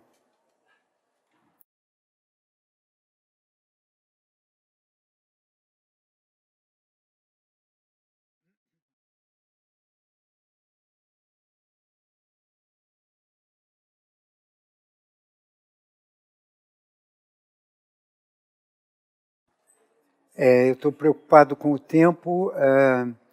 Esses périplos tomam realmente um bocado de tempo, né? Vamos pensar uma solução para... Pode falar. Como é seu nome? Lilian. Sou Lilian. economista também. Ótimo. E uma admiradora do trabalho do senhor. Há muito tempo o sigo. Eu observei que o senhor fez, né, uma questão histórica dentro da economia. O senhor citou a questão da mais-valia. O senhor se colocou também como proletariado, quando o senhor citou que foi, né, trabalhou na fábrica, enfim. E aí eu observei que o senhor está falando de uma economia de existência própria. Então, ela volta na questão histórica, como o senhor falou da palma, que era uma moeda própria. A gente, verificando na história, dentro da economia, verifica a questão do salário, que é o sal, que era uma moeda própria também. E a minha pergunta é a seguinte: o senhor falou várias vezes de Karl Marx, de uma forma muito sutil, da questão da mais-valia, e também do afunilamento entre o proletário e a burguesia. Ou seja, a classe trabalhadora, ela sempre vai apenas trabalhar para vender, né, a mão de obra dela, e, em contrapartida, a burguesia vai fazer com que a riqueza dela sempre ultrapasse, como o senhor citou, a questão das empresas, né, atualmente. A minha pergunta é a seguinte: o senhor também margeou na questão de meio ambiente, né, e falou da questão dos nossos políticos. Nós sabemos que a nossa história ela foi escrita, e até hoje continua, dentro da corrupção. Nós fomos uma economia também de exploração. Então, assim, o senhor falou hoje dessa sociedade autossustentável como a questão de existência ou subsistência da utopia ou da utopia. Como que hoje, dentro de um país dessa proporção continental, a gente consegue mandar, né, essa informação para os demais, sendo que tem tanta pobreza, tanta desigualdade? Como todo mundo vai comprar essa ideia dessa economia própria? Tá bom, obrigado. Bem, eu acho que eu vou, então, responder. São 4 e vamos avançar, né? Obrigado, Lilian. Primeira, eu não vou uma por uma, talvez, vamos ver. Mas a primeira pergunta do Vinícius eu acho muito boa, muito interessante e muito desafiadora. Por onde começar, não é? E ele desdobrou um pouquinho. Eu diria, Vinícius, que uma das convicções que eu tenho é que não vai haver transformação social se não houver transformação pessoal. As 2 dimensões têm que vir lado a lado. Não há uma ordem cronológica. Primeiro eu vou me transformar para depois, não é? Primeiro vou mudar a sociedade para depois pensar em mim. Nenhuma das 2 serve. A única que serve é, a cada momento de cada dia eu faço escolhas. O que guia essas escolhas? Será que eu faço a escolha que eu chamo amorosa? a escolha que une, a escolha que aproxima, a escolha que supera divisões, separações, a escolha que colabora e que coopera uns com os outros, a escolha que me faz mais feliz, porque faz o outro mais feliz. Né? O que eu tenho para desenvolver? Quais são os meus talentos? Por que eu desenvolvo a razão estudando, lendo um monte de livro e o meu coração está subdesenvolvido? Será que é isso que é desenvolvimento? Hoje em dia não é mais, já foi no tempo do iluminismo, nos anos 1700, 1800, não é mais essa era. Nós estamos na era da integralidade, do holismo, de ver o ser humano em todos os seus potenciais e dimensões físicos, mentais, psíquicos e espirituais. Nós somos uma grande complexidade e as nossas escolas tinham que estar ensinando a gente como desenvolver cada uma dessas dimensões no dia a dia da nossa existência, desde pequenininhos. Isso é uma educação libertadora, que tem como objetivo que aquele aluno, aquela aluna, se torne gestora do seu próprio desenvolvimento. Quanto mais crescer nesse caminho, e aí se alguém conhece as escolas Waldorf, sabe que elas vão por aí. É um dos exemplos de escola libertadora, né? Não dá tempo de elaborar muito mais. Então, Vinícius, começar por você mesmo. Agora, se você olhar em volta a tua casa, o que você pode fazer para melhorar a pegada ambiental da sua casa? Por exemplo, consumindo menos água, fazendo coleta seletiva de lixo, produzindo alimentos orgânicos numa hortinha na tua sala, não é? Ou no quintal, ou até kitnet permite que você tenha um canteirinho onde bate sol, né, para produzir couve, salsa, cebolinha. É o mínimo que você pode fazer e não precisar comprar. Você está diminuindo a demanda de produtos, muitas vezes envenenados, e está aumentando a tua saúde e a da tua família. E assim há mil e uma possibilidades de você planejar o desenvolvimento próprio e da sua família. Mas você tem outras anéis de convivência. Vai expandindo isso com a mesma lógica que eu propus aqui, que você já terá uma grande agenda de trabalho transformador para fazer. Quanto à questão do pensar e querer, eu diria que o grande desafio é os três: pensar o novo, querer o novo e fazer o novo. Sem o pensar e o querer se converterem em ação, o novo não chega. Então são os três juntos. O Mateus, muito importante, empresas quanto estão avançando no aquecimento global, no combate e a sustentabilidade. Eu diria o seguinte: há diferentes tipos de empresa formando um universo de milhares. Então, quanto maior for a empresa, maior dificuldade ela está tendo de se converter numa empresa sustentável, de uma sustentabilidade ambiental, e não sustentável ganhando cada vez mais apenas, não é? A dificuldade está no seguinte: custa você começar a economizar, né? Então você resiste a mudar, investir em energias renováveis. Custa dinheiro, é um investimento em conversão. Mas está acontecendo. Então as grandes empresas como a Shell e outras já têm uma área de pesquisa para a sustentabilidade. A Total, onde vocês forem em aeroportos aí pelo Brasil, vão ver anúncios. A Total é uma mega empresa de petróleo que quase que é empregadora de trabalho escravo na África, na Nigéria, pois ela se anuncia como uma grande empresa verde, porque tem uma área de pesquisa. A Vale, que é uma empresa de mineração, tem um departamento inteiro fazendo propaganda da Vale Verde. E por aí vai. Uma grande parte disso é tintura, porque a Vale, por um lado, faz alguns projetos e apoia projetos bons e criativos, por outro lado, continua destruindo com uma mineração predatória. Nós, do meu instituto, produzimos, junto com uma aliança chamada Articulação de Atingidos pela Vale, cada 2 anos a gente produz um relatório de insustentabilidade da Vale, para mostrar o outro lado que ela não publica nos relatórios de sustentabilidade que ela produz. De modo que esse é o duplo padrão, né, das grandes empresas. As médias e as pequenas, elas percebem muito mais de perto, não é, a necessidade de se transformar, porque o meio ambiente afeta elas. Não é?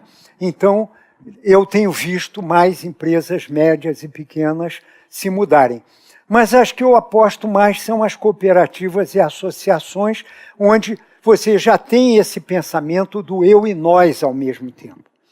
Então, eu paro aqui, a minha resposta teria muito mais que falar sobre a COP21, quem é que promove reuniões sobre o clima, não é? Que são as grandes transnacionais que financiam a ONU e depois elas esperam que a agenda siga o interesse delas. Há uma série de conotações aí que não dá tempo de elaborar, mas fica levantado aqui. E a última é a da Lilian. O tema da tanta pobreza é um tema ultra complicado. Por quê? Porque você diria assim, quase que por intuição, quanto mais pobre, quanto mais carente, mais disposto a lutar pelo direito à vida. E quando você olha, o Brasil é um dos países mais pobres em incidência de pobreza na América Latina, e o povo está aí parado, assistindo o governo e deixando o governo fazer as barbaridades que está fazendo. E se vocês quiserem perguntar, vamos lá discutir essas barbaridades. Não é? A PEC 55, que cortou o gasto público no social durante 20 anos e não toca nos gastos financeiros. A quem beneficiam os gastos financeiros e a quem beneficia a Previdência, que está sendo reformada, sob pena do Brasil fechar? Mentira! Eu posso dizer para vocês por que isso é uma mentira. A Previdência não está em crise. É falsa a informação. E pior, ela não vem só do Cardoso, ela veio do Lula, veio da Dilma, se perpetuou até agora. O Meirelles está dizendo o que ele já dizia quando ele era do Banco Central, no tempo do Lula. Podemos discutir isso também. Então, ao mesmo tempo, ela está inerte. Como a gente pode sensibilizar? O trabalho que nós, entidades da sociedade civil, temos feito, de educação, organização, dou um exemplo. Lá na zona oeste do Rio de Janeiro, que eu já mencionei, nós trabalhamos, o meu instituto, PAX, com comunidades de mulheres pobres que fazem cursos de economia e ao longo de 10 anos se tornaram militantes sociais nos seus bairros e estão desenvolvendo trabalhos como hortas comunitárias, não só horta doméstica, mas hortas comunitárias, cursos de formação das suas bases, não é? E outras atividades muito criativas. E nós trabalhamos também com associações de pescadores, porque desde o ano de 2006, o governo Lula permitiu, junto com Cabral, no estado do Rio, e Eduardo Paes, no município do Rio, a entrada da grande empresa ThyssenKrupp para fazer uma aciaria, não é? E mais 2 outras fábricas de produção de energia termoelétrica e um porto para exportar o produto, que é aço de baixa qualidade, e importar o carvão para a aciaria. Pois bem, a vida desses trabalhadores, 8.070 famílias de pescadores, parou de existir como pescadores, porque o meio de vida deles foi sendo destruído pouco a pouco. A comunidade do Movimento Sem Terra de camponeses que tinha no manguezal, vivendo e extraindo a sua sobrevivência de uma terra pública, foi cedida à empresa, 9 quilômetros quadrados foram destruídos, e a empresa então construiu um parque industrial na beira do mar e destruiu os habitats de peixes que eram o meio de vida daquelas 8.000 famílias. Nós temos assessorado esse pessoal e aí você vê a ligação entre o micro, o meso e o macro. Nós levamos os companheiros da Associação de Pescadores à Alemanha para contarem as condições de trabalho deles e o que a empresa alemã estava fazendo lá e perguntar se essa empresa viesse fazer o mesmo aqui na Alemanha, vocês permitiriam? Então, por que permitem que ela faça isso no Brasil, no município do Rio de Janeiro?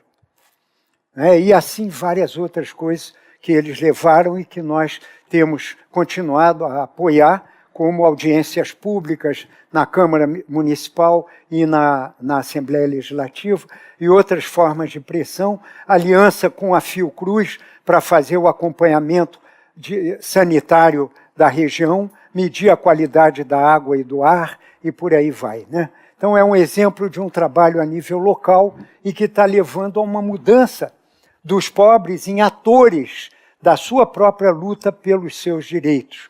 Mas isso vai tomar muito tempo. E aí eu diria, para concluir a tua resposta à tua pergunta, eu temo que, para que haja uma mudança de consciência na humanidade como espécie, para que um novo caminho salve a Terra, salve a vida na Terra, eu acho que talvez só sobrem os grandes catástrofes ecológicas. Talvez, acho difícil, o trabalho educativo não vai alcançar todo mundo, né? O trabalho de mudar a economia está acontecendo, mas ele ainda é muito de ilhas e arquipélagos. Mas ele... Bom, eu tenho um exemplo bom que eu posso acrescentar. Nós temos a Aliança Bolivariana dos Povos da América, que é a ALBA. A ALBA é composta de 12 países da América Central, Caribe, mais a Bolívia e a Venezuela. E esses 12 países criaram um tratado solidário de comércio e criaram uma unidade monetária chamada Sucre, que é usada para as trocas comerciais que antes eram feitas usando o dólar. E atualmente usam o sucre. Só isso já foi uma imensa dor de cabeça lá em Washington, porque, de repente, eles perderam o controle da moeda que intermedia as trocas de 12 países de uma área que eles chamam de quintal dos Estados Unidos. Está logo ali. Então, isso é para dar o exemplo de que, além da nação, existem iniciativas de economia solidária a nível regional, assim como estava se construindo aqui no Cone Sul também. Passo adiante a pergunta para outra que Olá. Aqui. Você quer fazer ou Alô? outra pessoa? Senhor, aqui. Seu nome, por favor. Herculano. É o seguinte, Herculano. Herculano. Eu acho que existe um equívoco aí desde o Marx de confundir capitalismo com Estado, poder. Afinal de contas, o Estado e suas guerras existem há 10 mil anos. E o capitalismo só tem 600 anos. Como é que pode essa confusão estar acontecendo? Mas tudo bem, essa é a primeira colocação. A pergunta é a seguinte: como é que, se uma empresa que fatura, por exemplo, como a JBS ou a Nestlé, a melhor propina é essa, né? Porque é para produzir bens. Produz 170 bilhões de faturamento em carne e subprodutos. O senhor acha que aqueles poucos acionistas vão consumir tudo isso? O senhor acha também que é possível uma expansão capitalista? Interessa isso? Temos, por exemplo, o PIB decrescente por 2 anos seguidos de 3%, negativo, decrescente, portanto, interessa ao capital isso? Ou interessa um crescimento de 10% do PIB, fazendo um efeito social de alimentar a população com bens de toda a natureza? Não é essa a função social do capital, produzir bens para alimentar a população, vesti-la, dar moradia e tudo mais? Ótimo, muito obrigado pela pergunta. Uma pequena correção na história, né? É verdade que o capitalismo está aí há 600 anos, mas essa é mais ou menos a idade do Estado também, como tal, o Estado moderno. Agora, houve outros estados antes, as monarquias que vêm de antes de Jesus, o Oriente, o mundo muçulmano, que tem todas histórias também com estados estabelecidos em cima de territórios. Concordo que isso é mais antigo, não é? Agora, então, nós temos que flexibilizar a noção de Estado, concordo com essa ideia. Agora, nós estamos focalizando no nosso problema. Quando eu fui preso, me acusavam de quê? Você deve ter uma ideia de que me acusavam. De comunista. Por quê? Porque eu, como estudante de geologia, eu era presidente da Executiva Nacional dos Estudantes de Geologia e viajava pelo país para as escolas de geologia para debater a política de minérios e não só o tema da educação em geologia. Eu discutia para onde vai o nosso minério, quem é que está explorando, para quê. O nosso minério é transformado aqui em bens de valor agregado maior ou o nosso minério é exportado em bruto e depois a gente compra ele de volta na forma de geladeira, automóvel, trem, etc., pagando 10, 50 vezes mais do que valia. Por que nós não fazemos as nossas indústrias para produzir os nossos bens com os nossos minérios, usando a nossa água, usando o nosso combustível? E nós tínhamos bastante combustíveis que não eram petróleo, mas eram outros, né? Como álcool e outros mais. Pois bem, esse trabalho de denunciar a ocupação transnacional do setor de minérios e da indústria de base no Brasil me rendeu o nome de comunista. E eu disse para o meu diretor, nem sei o que é comunismo. É verdade que eu aprendi nos Estados Unidos, eu já tinha passado um ano fazendo bolsa de estudo, eu aprendi a ser anticomunismo, mas eu confesso que eu não sei o que é. Né? Eu sabia que era o mal, mas agora que eu estou na universidade e estudo, penso, eu gostaria de estudar mais. E já que vocês me chamam de comunista, e eu acho que estou sendo um bom cristão, que era o meu objetivo, era ser um cristão que ama os outros e que tenta servir os outros, ganharem consciência dos seus direitos, eu vou agora estudar o que é comunismo. E assim, a violência deles contra mim e contra nós nos levou a estudar o Marx e outros autores, percebe? E você vê até hoje, não é, quanto a teologia da libertação, o Papa Francisco, estão marcados por uma compreensão de uma sociedade de classes. Uma sociedade em que as classes pobres são chamadas por um outro Papa a não fazerem luta de classes, foi o João Paulo II. Como não fazerem a luta de classes? Não são elas que fazem nem que criam. Quem cria as classes sociais? Essa é a pergunta. É quem decide que a riqueza produtiva de bens, serviços e finanças tem que estar na mão de poucos.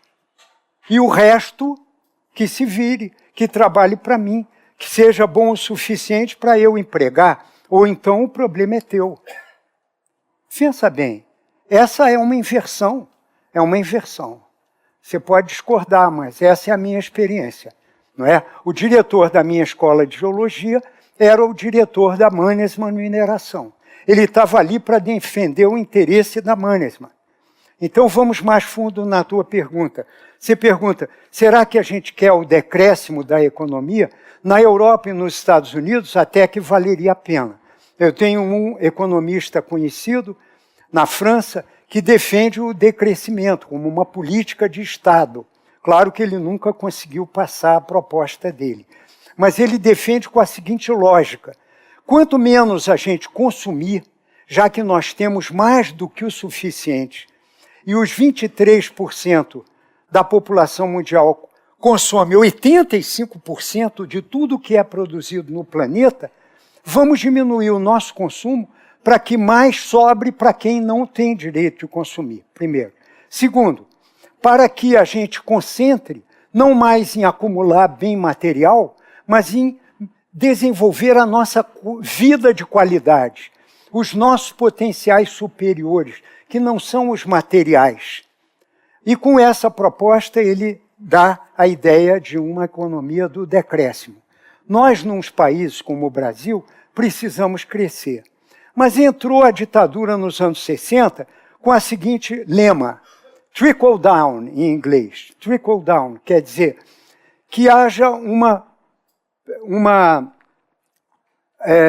tem um termo em química que é uma penetração lenta, não é, de cima para baixo dos frutos do crescimento. Então o Delfim Neto dizia, crescer primeiro, distribuir depois.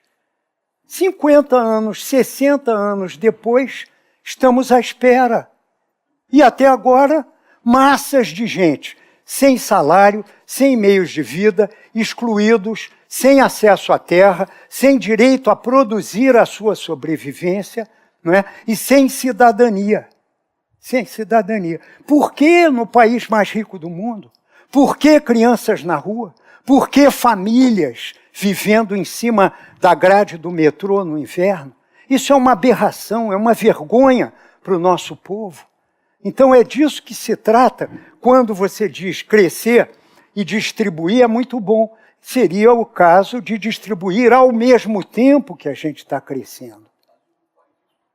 Bem, é isso que eu estou esperando. Nós estamos, desde que eu nasci, eu estou há 60 anos de vida consciente, acompanhando e trabalhando para isso acontecer ainda no sistema. Me chamaram de comunista, me prenderam e o capitalismo continua dizendo que faz. Mas olha o Brasil de hoje. Eu não atribuo ao comunismo, porque ele nem está aí. Por isso que eu falo no Estado capitalista, entende? Mas essa polêmica talvez não seja interessante para todo mundo. E não dá para ficar num ping-pong. Então, sigamos o caminho, tá? E se você quiser mais tarde, eu topo conversar mais com você. Né? Professor, a última pergunta veio do público. Venha, aqui, tudo bem? por favor. A Lilian faz a seguinte questão. O sistema de gestão apresentado pelo senhor se assemelha com o modelo de gestão em reação ao capitalismo? O nome da... Lilian, obrigado pela sua pergunta. E essa ideia é evidente, eu acho, na minha fala, não é? Já está mais do que claro que eu falo de uma economia pós-capitalista. Não é anticapitalista, mas é pós. Eu não acredito que, brigando e dando murros nas facas do sistema, a gente vai conseguir qualquer mudança. As mudanças têm que nascer como todas as mudanças nasceram na história da humanidade. Quando houve a Revolução Francesa, o campesinato assaltou a Bastilha e tudo aquilo aconteceu, já o capitalismo e a burguesia já vinham se desenvolvendo em vários setores da economia e do território francês, inglês, americano, tudo isso estava amadurecendo, só que não era predominante. A predominância era a monarquia, a nobreza e a opressão mesmo, né? E relações feudais na Europa, que mudaram vindo para as Américas. Pois então, nós estamos agora diante de um desafio. Construir uma nova economia no interior da velha, aproveitando todas as brechas que a velha está oferecendo. E é isso que eu chamo de uma economia pós-capitalista. Ela está em processo, ela está em banho-maria, ela está cozinhando em fogo lento. Mas, a meu ver, ela combina com todas as aspirações que a nossa humanidade tem, que é ter reconhecido o valor de cada uma e cada um de nós, ter valorizado os nossos potenciais, ter as condições de viver bem e feliz com as pessoas que a gente ama. O capitalismo, infelizmente, só oferece isso para uma pequena minoria. A minha companheira mora em Seattle, nos Estados Unidos. Eu vou lá frequentemente para estar com ela e ela vem aqui. Eu testemunho para vocês. Os Estados Unidos, o país mais rico e mais capitalista do mundo, tem 45 milhões de pobres. Em Detroit, que é a cidade do automóvel, desde que as empresas americanas, Ford, Chrysler e Chevrolet e tal, se mudaram para os países do leste, para o Brasil, para o México, para a Argentina, e esvaziaram a produção nos Estados Unidos, vindo explorar a nossa força de trabalho e o baixo nível de organização sindical dos nossos trabalhadores, o povo trabalhador virou mendigo em Detroit. E eu fui lá no ano passado e ainda tem gente morando nos seus carros. Família que não tem mais dinheiro foi expulsa da sua casa porque estava pagando uma prestação mensal e não tendo mais emprego, não podia mais pagar. Devolveram para o banco o que era a casa deles e o banco ficou com mais uma das 1.000 milhões de casas na mão e a família está morando no automóvel. Isto é o capitalismo atual nos Estados Unidos. Então, eu peço a vocês para entenderem eu não quero estar aqui fazendo propaganda, não. Eu estou procurando reconhecer fatos. O fato de haver um sistema que unifica tudo o que acontece lá, onde o Partido Democrata e o Partido Republicano cumprem o mesmo papel com diferentes roupas, assim como o Lula e a Dilma também fizeram um grande bem aos grandes banqueiros brasileiros, e ele declarou e ninguém disse que não. O nosso governo é aquele em que os bancos mais ganharam até hoje, até 2010, que era quando ele saiu. Então, nós estamos atrás de outra coisa que não é isso. Nós não queremos o estatismo soviético, porque ele já se provou inviável, não é? E ele está baseado na falsidade do nós sem eu.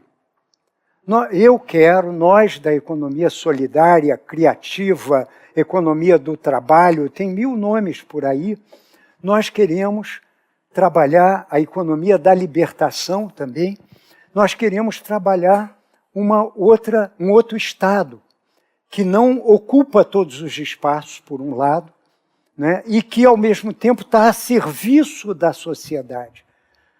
Né?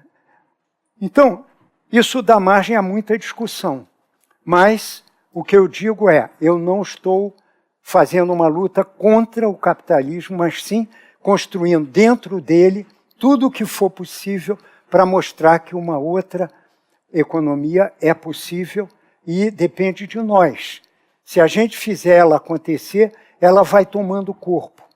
E quando o grande apagão vier, porque eu não acredito que as empresas nem os governos vão mudar rapidamente, e o aquecimento global vai criar dramas tamanhos que a sociedade humana vai ter que se repensar profundamente. Né? Então, quando houver um grande apagão, o pessoal primeiro vai dizer, estamos perdidos, morri, será que eu morri? Aí abre os olhos e vê escuridão. E aí, pouco a pouco, acostuma os olhos, tem uma luz aqui, tem um pequeno conglomerado luminoso ali e acolá. E aí, então há alguma esperança de vida que continua. Essa esperança de vida são as comunidades intencionais, os municípios participativos, os biomas autogestionários, as bacias hidrográficas com gestão responsável, e são os países que se unem fraternalmente para construir uma economia de irmandade, de solidariedade, de amor, de bem viver e de felicidade.